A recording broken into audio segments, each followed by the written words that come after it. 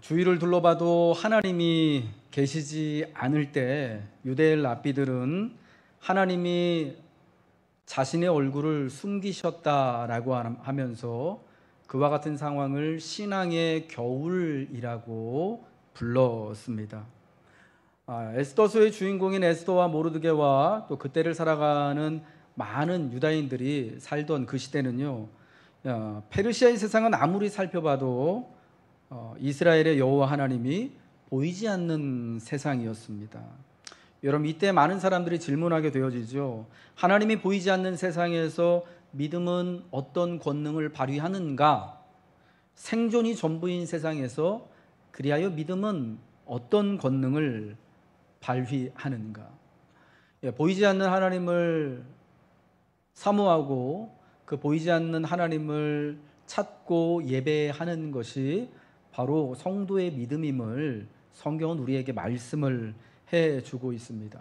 비록 그 역사의 무대에서 하나님은 우리의 이 물리적인 눈으로는 어디에도 보이시지 않는 것처럼 보이고, 하나님의 말씀이 우리의 귀에 어디에서도 들리지 않는 세상인 것처럼 보이더라도 여전히 하나님은 역사의 무대 뒤편에서 일하시고 우리에게 하나님의 감춰진 비밀과 하나님의 권능을 따라서 말씀하심을 에스더서는 우리에게 알려주고 있습니다.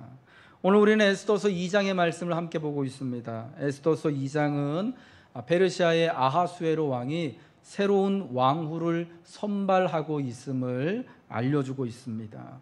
오늘 본문의 1절 말씀을 보겠습니다. 그 후에 아하수에로 왕의 노가 그침에 와스디와 그가 행한 일과 그에 대하여 내린 조서를 생각하거늘 이라고 말씀해주고 있습니다. 오늘 본문에서 이 그 후에라는 표현이 상당히 주목하고 중요하게 보아야 합니다. 여기 나오는 그 후에는요, 1장에서 나와 있던 왕이 왕후를 폐위하고 지금까지의 기간을 의미하는데, 그때까지 약 1장부터 2장 넘어오는 데까지 약 4년의 세월이 흘렀습니다. 왕이 잔치 과정에서 왕후를 폐위했던 때가 아하수에로 왕의 3년이었고, 오늘 본문 16절에 보면은 에스더를 새로운 왕후로 결정한 때가 이 왕의 제7년이라고 말하고 있습니다. 그러니까 4년의 시간이 1장과 2장에서는 흘러간 것이죠. 이 4년의 기간 동안 왕은 새로운 왕후를 뽑지 않았습니다.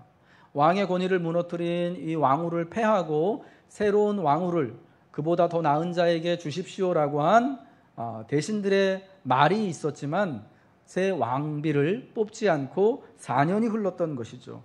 왜냐하면 이 기간 동안 아하수에로 왕과 페르시아는요, 굉장히 중요한 역사적인 사건을 경험하고 있었습니다. 아하수에로 왕과 페르시아의 대군이 그리스를 침공한 그 유명한 제4차 그리스 페르시아 전쟁을 치르고 있었기 때문이에요. 그리고 이 전쟁의 결과는 우리가 다 아는 것처럼 아하수에로 왕과 페르시아가 그리스에게 대패를 하게 됩니다.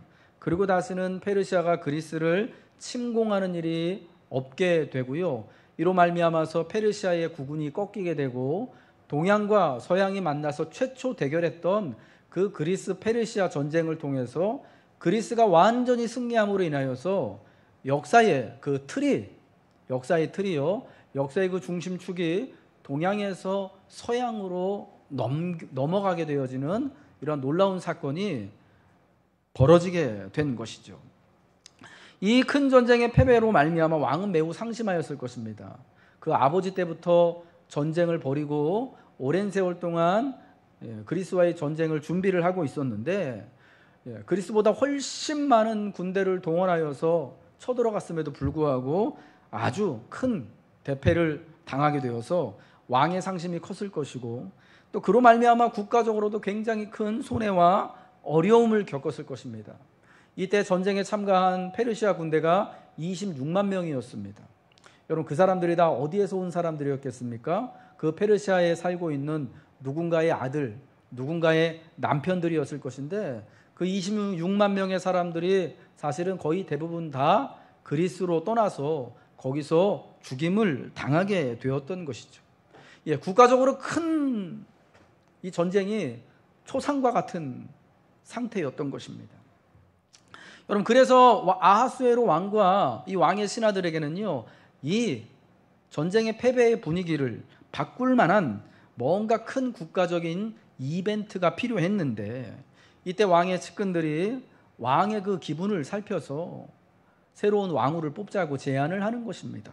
왕의 눈에 아리따운 처녀를 새 왕후로 뽑는 왕후 선발을 하자고 제안을 하는데, 이 새로운 왕후는 페르시아 전역에 조소와 명령을 내려서 가장 아리따운 여자들을 다 모아서 그 중에 마치 미인 선발대회 하듯이 가장 아름다운 사람, 왕의 눈에 가장 아름다운 여인을 왕후로 뽑자고 하게 되었던 것입니다.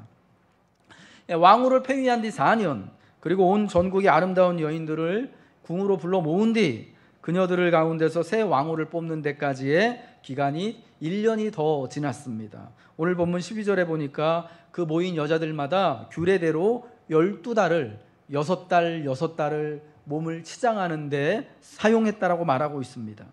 여러분, 이러한 세월이 에스더가 왕후가 되는데 걸렸던 그런 또 사용되었던 세월이었다라는 겁니다.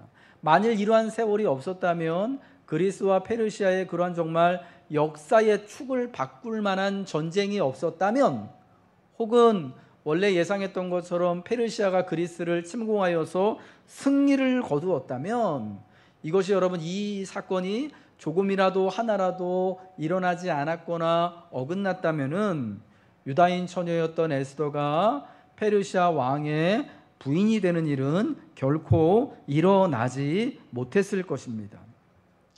에스더가 왕 앞에 불려나갈 때까지 5년 정도의 세월이 흘렀던 것인데, 에스더는 이 5년의 세월 동안 아름다워지고 모든 이들의 마음을 얻을 만큼 겸손해지고 현명한 여인으로 성장했다라고 말씀드리고 싶습니다.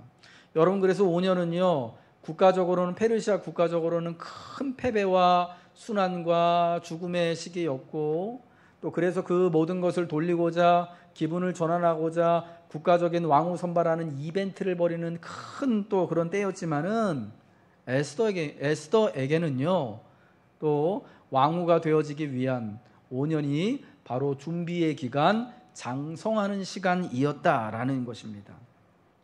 하나님이 에스더를 아름답고 지혜로운 여인으로 자라게 하신 기간이죠.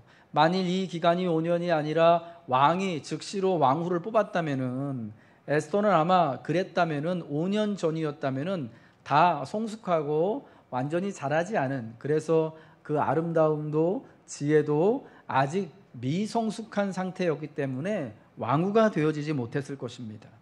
그러나 이 5년의 시간이 그녀에게 주어짐으로 인하여서 에스더가 많은 사람이 보기에 특별히 왕의 눈에 아름답고 사랑스러운 여인이 되었던 것입니다. 하나님이 이 시기를 에스더가 아름답게 지나갈 수 있도록, 자라갈 수 있도록 예비하신 시간, 마련하신 시간이다라는 것입니다. 에스더에게 이러한 시간이 필요한 것처럼 우리 모두에게도요, 성장의 시간이 필요합니다. 우리가 또 신실한, 또 예수님을 닮은 성도로서 변화되어지는데 과정으로서의 시간은 반드시 꼭 필요하다라는 것입니다. 우리 사랑하는 성도 여러분들, 특별히 여러분들이, 그리고 여러분의 사랑하는 아들과 딸들이 지금 자라가고 있는, 장성해 가고 있는, 그리고 또 혹은 내 인생을 더욱더 성숙하고 더욱더 겸손하게 만들기 위한 그런 여러분 과정 가운데 있으신 줄로 압니다. 여러분, 이 과정 중에 있는 것들은요, 제가 금요일 날 기도회 때 말씀드렸던 것처럼요, 완전하지가 않아요. 아름다움을 향해 성장해 가고 있기 때문에 별로 그렇게 썩 예뻐 보이지 않을 수도 있습니다만은, 우리가 온전한 사람이 되어지는데, 주님이 또 이렇게 또 준비하시고 택하신 아름다운 믿음의 사람이 되어지는데, 내 인생이 복된 인생이 되어지는 데는요, 이 시간, 과정으로서의 시간이 꼭 필요함을 기억하시고, 이때를 여러분 은혜를 따라서 잘 보내시기를 주님의 이름으로 축복합니다. 에스더가 왕후가 새로운 왕후로 선발되어지는 데 있어서요, 특별히 이렇게 세월이 또 준비가 되어지고 지났던 것과 또한 동시에요, 왕후를 선발하는 규정이 변경된 것을 보게 됩니다. 페르시아의 왕후는요, 아무나 될 수 있는 자리가 아닙니다. 예쁘다고 지원할 수 있는 자리가 아닙니다. 원래 페르시아의 왕후는 페르시아 7 귀족 가문 중에서 나옵니다. 메데와 바사의 가장 유력한 7 가문 중에서 왕비가 돌아가면서 되는 거였어요.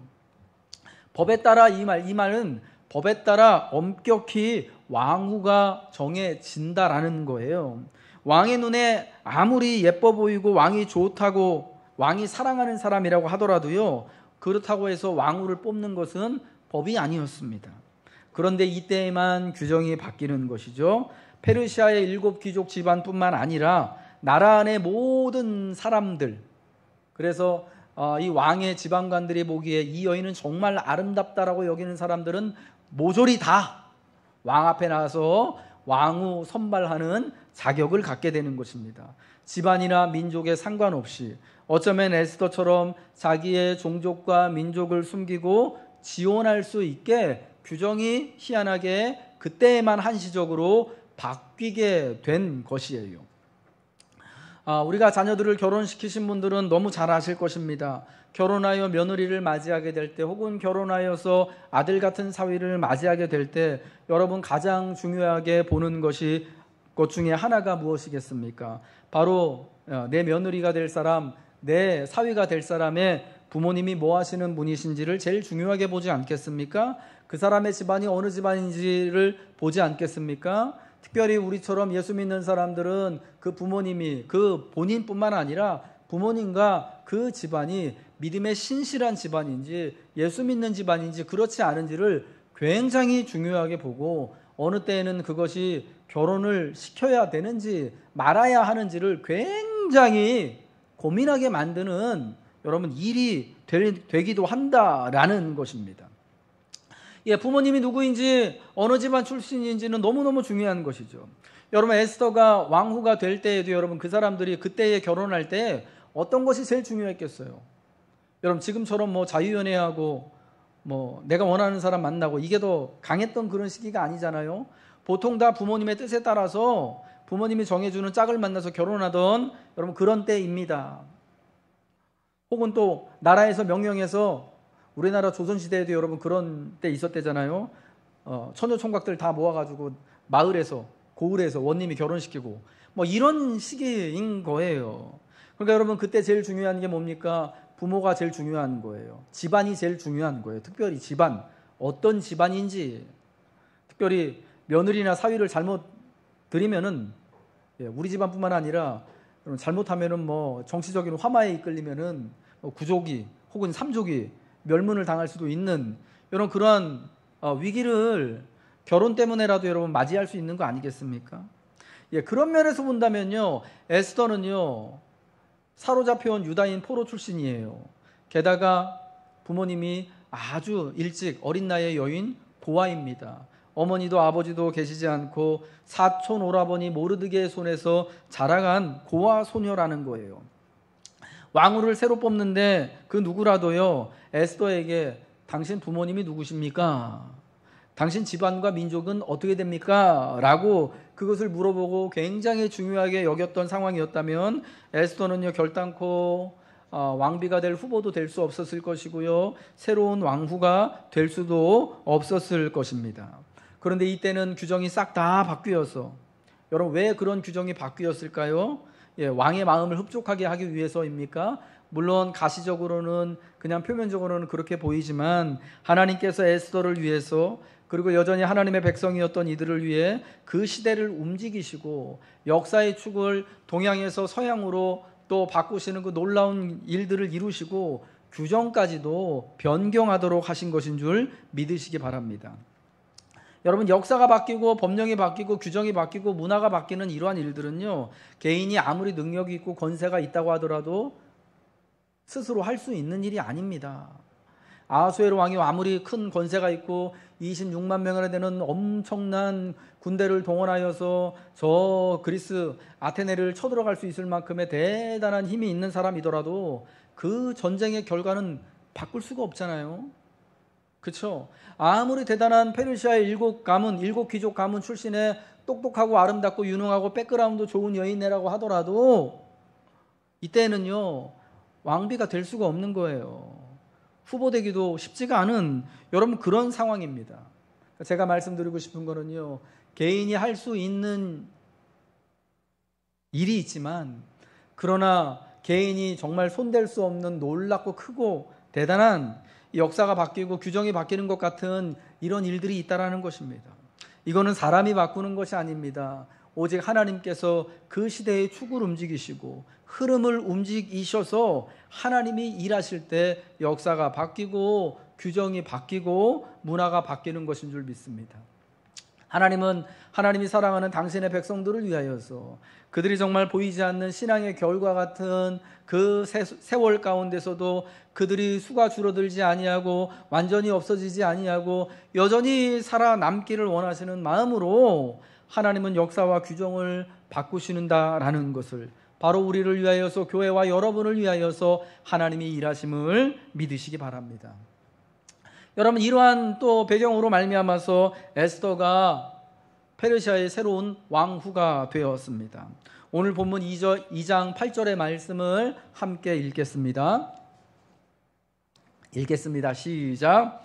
왕의 조서와 명령이 반포됨에 도성 수산에 많이 모여 헤게의 수하에 나아갈 때에 에스더도 왕궁으로 이끌려가서 궁녀를 주관하는 헤게의 수하에 속하니 왕의 조서와 명령이 온 페르시아 제국 안에 반포가 되었습니다.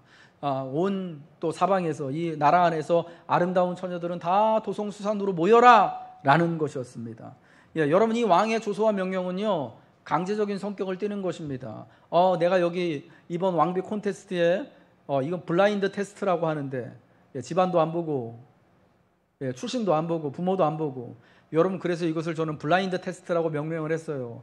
백그라운드를 이력을 하나도 안 보고 오직 그 사람 자체만을 보고 여러분 선발하는 거 아니겠습니까?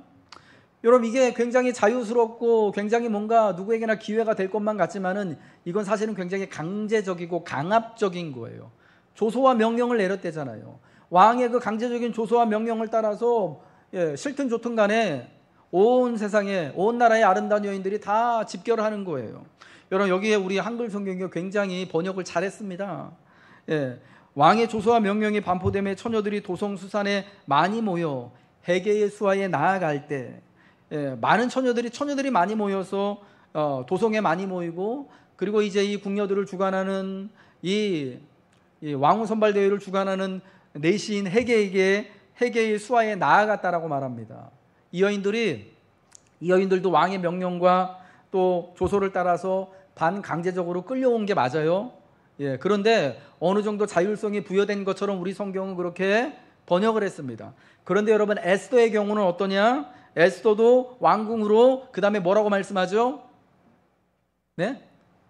왕궁으로 어떻게 다시 한번 띄워줘 보세요. 왕궁으로 어떻게 갔다고요? 에스더도 왕궁으로 이끌려 갔대요.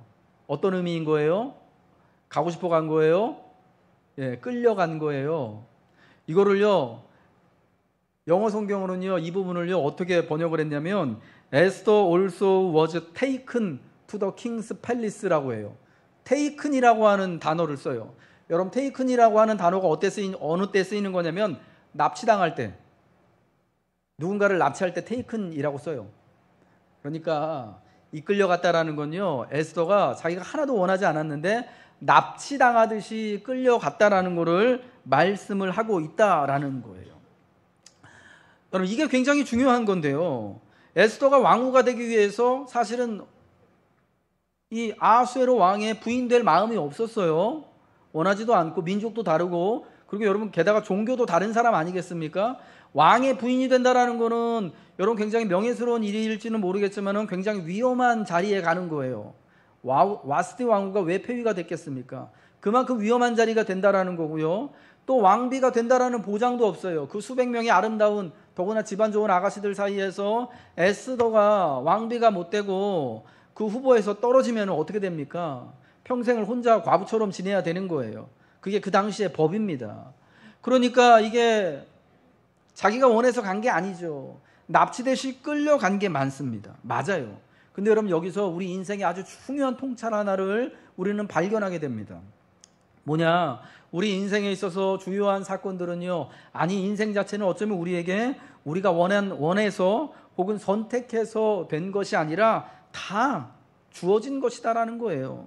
에스더의 생애 가장 중요한 사건들은 에스더가 원하여서 된 것이 아닙니다. 선택한 것이 아니라 그저 인생의 어떤 디폴트 값으로 이미 정해진 조건으로, 환경으로 에스더에게 주어졌다라는 겁니다. 바벨론에 사로잡혀온 유다의 포로 출신이었습니다. 이거 태어나 보니까 자기가 유다인이고 더군다나 포로 출신이다라는 거 원하는 게 절대 아니었을 것입니다. 더군다나 부모님을 일찍 여인 고아 소녀예요.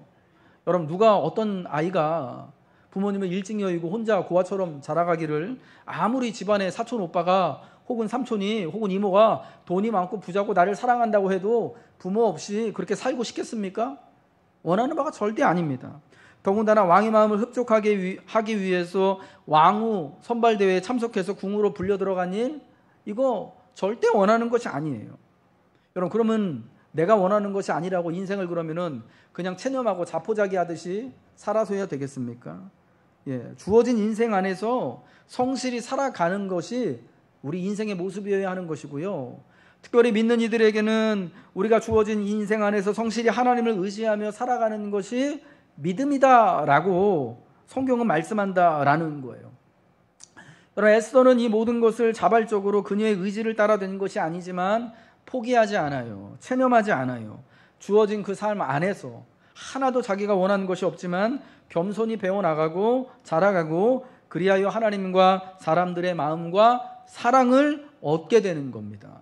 오늘 본문에 보면은 이제 그 궁으로 불려 들어간 에스더가 많은 사람들에게 마음을 얻고 사랑받고 있었음을 3번씩이나 반복해서 표현해주고 있습니다. 9절에 보니까 이 선발대회를 주관하는 이 아가씨들을 또 담당하는 헤게라고 하는 내시가 이 처녀를 좋게 보고 은혜를 베풀었다라고 말씀하고 있습니다. 또 15절에는 보니까 에스더가 이 헤게가 정해준 것 외에는 아무런 것도로도 꾸미지 않았는데도 불구하고 모든 보는 자에게 사랑을 받더라 라고 말씀해주고 있습니다.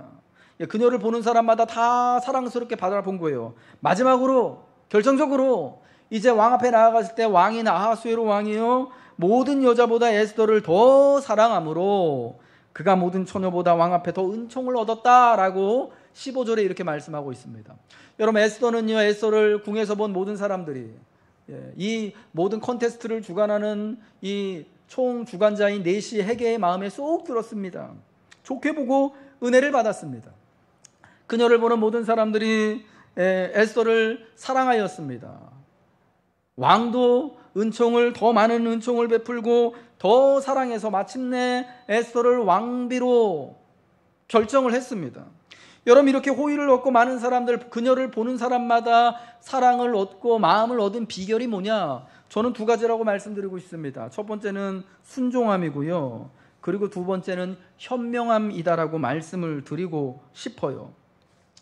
에스더의 그런 정말 순종적인 모습이 내시인 헤게뿐만 아니라 그녀를 보는 모든 사람 그리고 왕의 마음을 결정적으로 움직였다라는 겁니다. 에스더는요 태어나자마자 얼마 안 돼서 부모님을 잃고 오라빈, 그것도 친오빠 아니에요. 사촌오빠 모르드게 손에 모르드게의 양녀와 같이 성장을 했습니다. 모르드게를 통해서 배웠습니다. 그래서 자기 부모가 없는 고아인 상태, 사촌 오빠를 의지하면서 살아가야 되는 그 상황에서 순종하지 않으면 사실은 모르드게를 부모처럼 믿고 따를 수밖에 없는 상황에서 순종의 훈련을 배웠다는 거예요. 모르드게가 왕궁으로 끌려가는 에스더에게 자기의 민족과 종족을 말하지 말라고 명령을 했대요.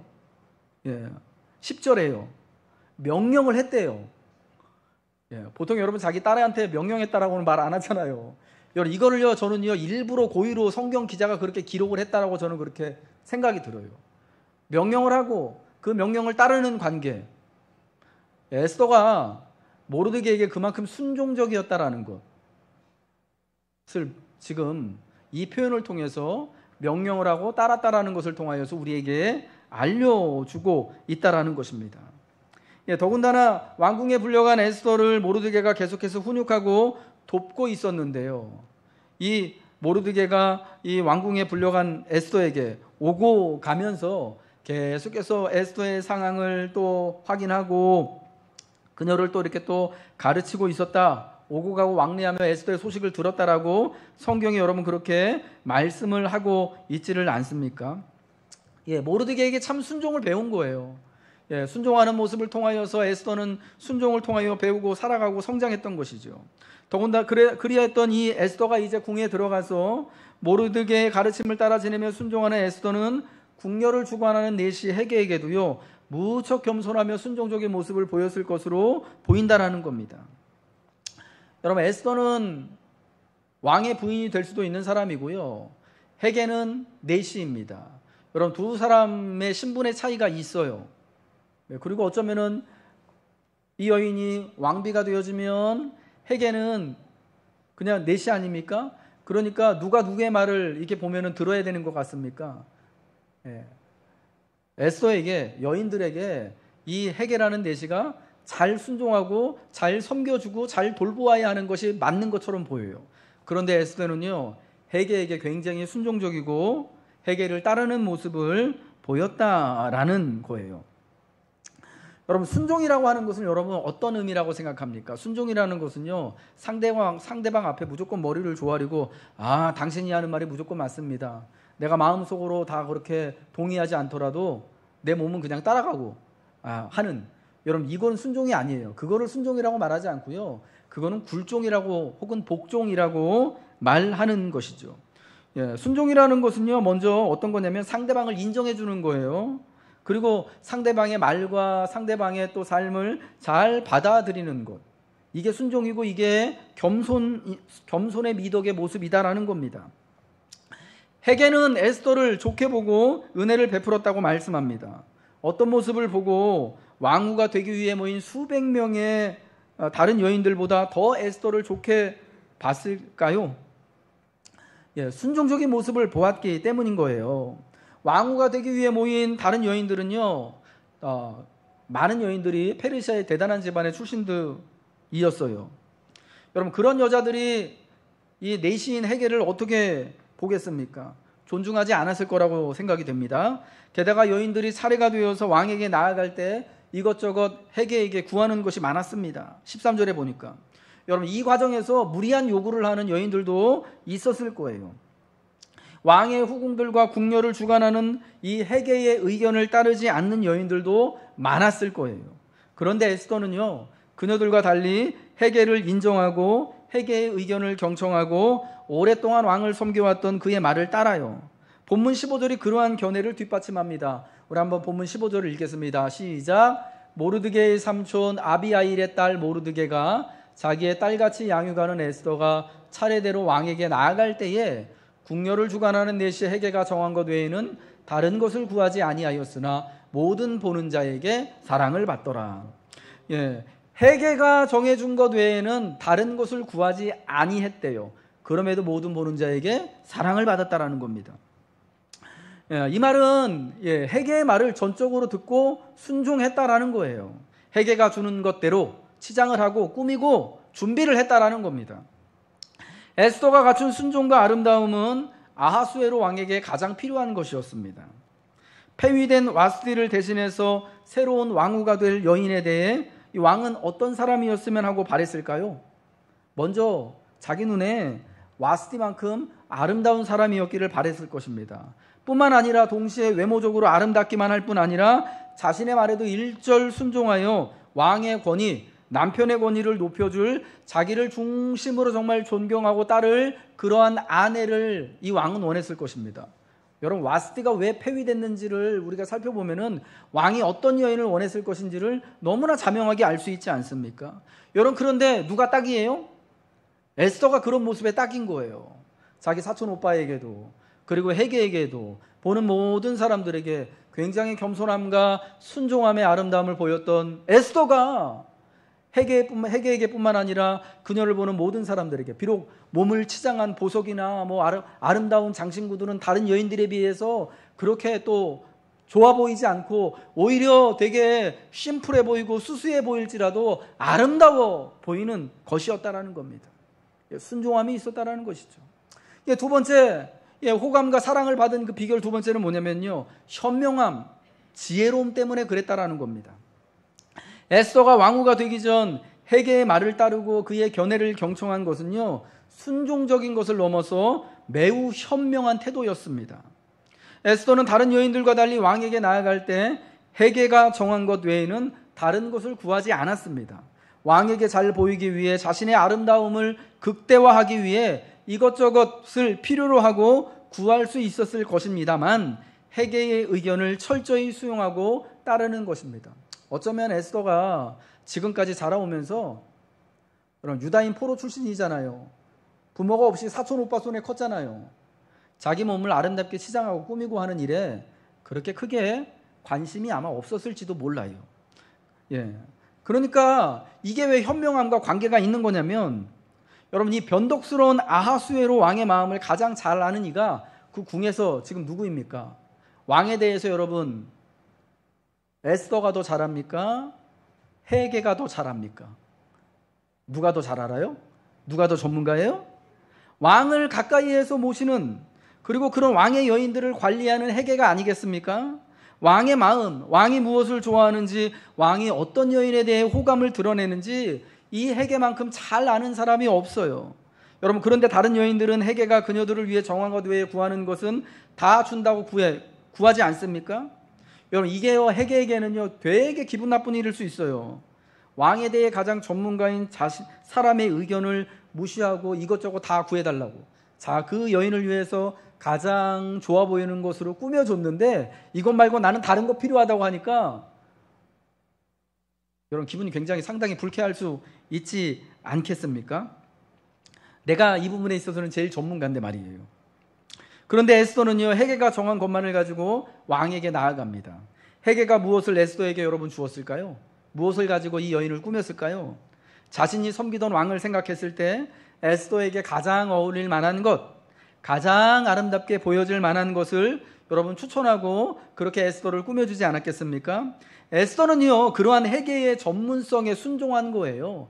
그냥 그 사람의 신분과 지위에 그냥 넙죽 엎드린 게 아니라, 나는 왕궁에 들어왔으니까, 당신 수하에 있으니까, 어차피 나는 왕비가 될 수도 없으니까 이 사람한테 잘 보여야지. 여러분, 그런 순종이 아니라 헤게의 전문성에 순종한 거예요.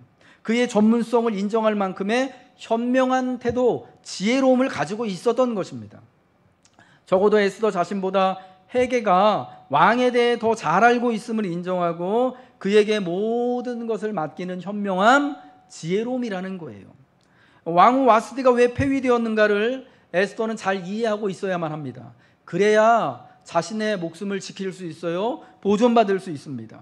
지금은 왕이 자신을 아름답게 여기고 모든 여자들보다 더 사랑하지만, 여러분, 폐위된 왕후 와스디 역시 왕이 사랑하였고 많은 신하들과 백성들 앞에 그 아름다움을 자랑하고 싶을 만큼 왕에게는 매우 중요한 사람이었다는 것을 알아야 합니다.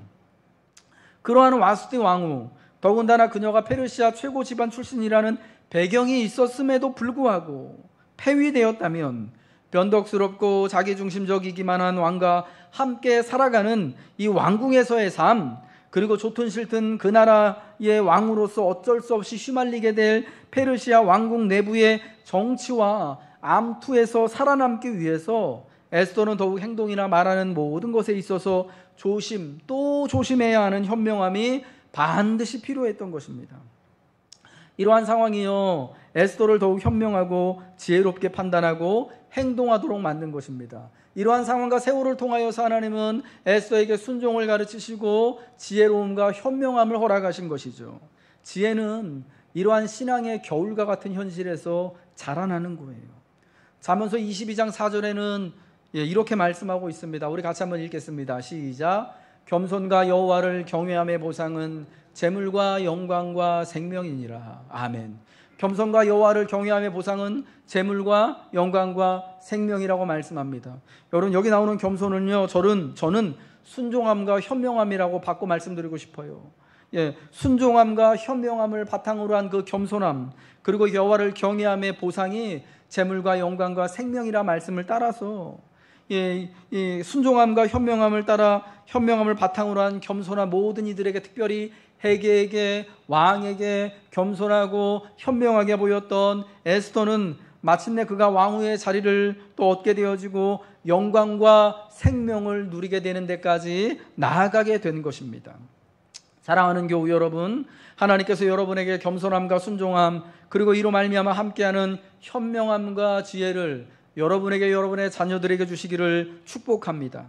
이제 에스더가 아하수에로 왕의 왕후가 되었습니다. 그리고 그녀가 왕후의 자리를 얻음으로 훗날 벌어질 유다인 멸절이라는 악한 계략과 위기를 극복하고 큰 구원을 누리게 될 계기가 마련되었습니다. 온 유다인들이 하나님의 자녀로서의 새로운 정체성을 확인하고 기뻐하는 놀라운 기적과 잔치를 맛볼 수 있게 됩니다. 그런데 이 놀라운 사건은 에스더나 모르드게의 힘만으로 되는 것이 아니지요. 하나님께서 페르시아의 새로운 왕후가 뽑혀지도록 보이지 않는 역사의 무대 뒤편에서 일하신 것이지요. 새로 왕후를 뽑는 일을 원래의 그 법대로 하지 않고 아름다운 여인들을 블라인드 테스트하듯 하여 선발하게 되지 않습니까? 에스더가 이 일을 주관하는 헤게와 그리고 아하수에로 왕의 눈에 좋게 보여지고 은혜를 입도록 하신 것도 하나님이신 것이죠. 사랑스러운 모습으로 왕에게 비춰지도록 하는 것도 하나님이신 것이죠. 이처럼 에스더와 모르드게를 도우시는 것처럼 하나님이 겸손히 주님을 바라고 순종하며 따르는 이들, 아하수에로와 같은 그 대단한 권력과 힘을 가지고 있는 사람들에 의하여서 모든 것을 지배당하는 듯 보이는 그 세상에서도 우리는 여전히 하나님의 자녀임을 잊지 않고 살기를 결단하며 주의 은혜를 구하는 이들을 하나님은 여전히 하나님의 권능의 손으로 도와주실 줄로 믿습니다.